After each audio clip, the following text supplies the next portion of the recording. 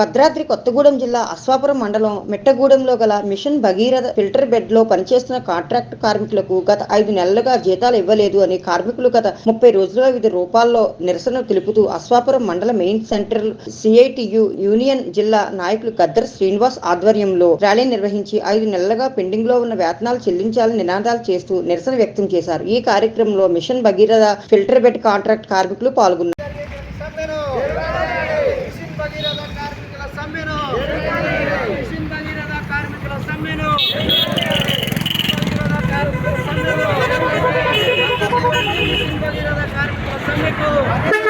మద్దతు ఇవ్వండి. మిషన్ భగీరథ కార్మికుల సమ్మెకు 4 నెలలుగా వేతనాలు రాకపోవడం అంటే చాలా దారుణమైనటువంటి అంశం.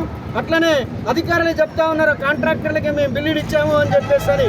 మరి బిల్లులు ఇచ్చారో ఇయ్యలేదో ఇది కూడా ఉన్నది. ఇచ్చినా ఇకపోయినా 4 నెలల పాటు 12,000 13,000 వేతనంతో బతికేటువంటి ఈ కార్మికులు ఎవరైతే ఉన్నారో 4 నెలల పాటు వేతనం రాకపోతే వాళ్ళు ఎట్లా బతుకుతారు అని చెప్పేసి మేము ప్రశ్నిస్తూ ఉన్నాం. అంతేకాదు గత 30 రోజుల నుంచి శాంతియుతంగా నిరసన కార్యక్రమాలు తెలియజేస్తా ఉన్నాం.